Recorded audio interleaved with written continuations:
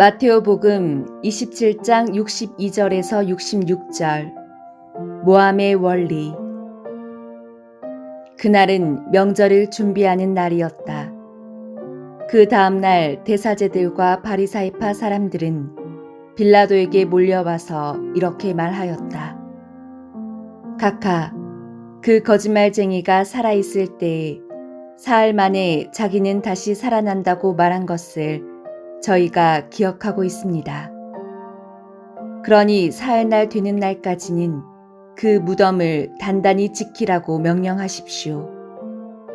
혹시 그의 제자들이 와서 시체를 훔쳐다 감추어 놓고 백성들에게는 그가 죽었다가 다시 살아났다고 떠들지도 모릅니다. 이렇게 되면 이번 속임수는 처음 것보다 더 심한 혼란을 일으킬 것입니다. 빌라도는 그들에게 경비병을 내어줄 터이니 가서 너희 생각대로 잘 지켜보아라 하고 말하였다. 그들이 물러가서 그 돌을 봉인하고 경비병을 세워 무덤을 단단히 지키게 하였다.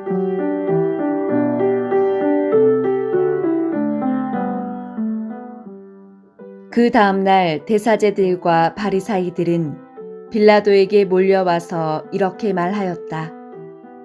각하, 그 거짓말쟁이가 살아있을 때에 사흘 안에 자기는 다시 살아난다고 말한 것을 기억하고 있습니다. 바리사이들은 그 당시 이스라엘 민족의 정신적인 선생들이었습니다. 소위 이스라엘 민족주의자들인지라 로마 군인이라고 하면 이를 갈던 사람들입니다. 그런데 그런 사람들이 자기 체면을 완전히 내동댕이 치고서 빌라도에게 날이라고 아부하면서 예수님을 모함하고 있습니다. 도대체 예수님이 바리사이들에게 어떤 일을 하였기에 그렇게 예수님께 적개심을 가진 것일까요? 그 답은 그들 스스로가 말하고 있습니다. 주님을 사기꾼이라고 부르는 그 말 안에서 바로 자신들이 주님께 가진 원한의 원인을 찾아볼 수 있습니다. 바리사이들은 주님을 사기꾼이라고 칭하고 있습니다.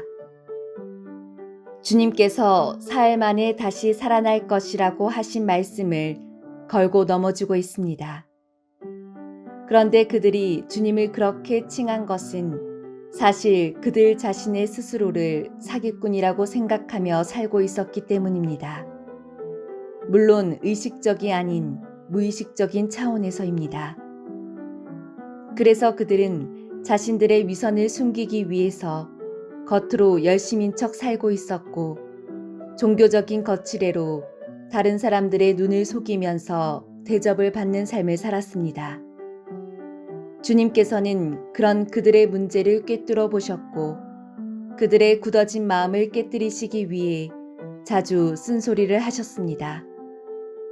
그러나 그들을 사기꾼으로 몰아붙이신 것이 아니라 반대로 그들을 진정한 민족의 선생으로 만들기 위한 충고를 하셨던 것입니다. 그러나 바리사이들은 주님의 말씀들을 받아들일 수가 없었습니다. 왜 그랬을까요? 기도도 많이 하고 단식도 하고 여러 가지로 학식도 높았던 바리사이들이 왜 주님의 지적을 받아들이지 못하고 주님을 죽일 생각을 하였을까요? 영성론에서는 이렇게 설명합니다. 영성생활이란 내가 거룩해져 가는 생활이 아니라 성령이 나에게 주는 빛 안에서 자신의 허물, 자신의 문제를 찾아내어 그것을 고치고 다듬어가는 삶이라고 말합니다. 그런데 성령께서 내 안에 문제를 보여주셨을 때 자신의 문제를 인정하고 받아들인다는 것이 쉽지 않다는 것입니다. 특히 마음에 상처가 많은 사람들은 남들이 자신의 문제를 알까봐 전전긍긍하며 살아갑니다. 이런 사람들은 다른 사람들이 자신의 문제를 보지 못하도록 여러 가지 수단을 강구하는데 그 중에 하나가 외적인 모양새를 갖추는 것입니다. 예를 들면 마음에 없는 기도를 오랜 시간 동안 한다든가 종교적 장신구로 자신이 열심인 사람으로 보이려 한다든가, 다른 사람들의 시선을 끌고 다른 사람들을 현혹시키기 위한 여러 가지 방법들을 사용합니다.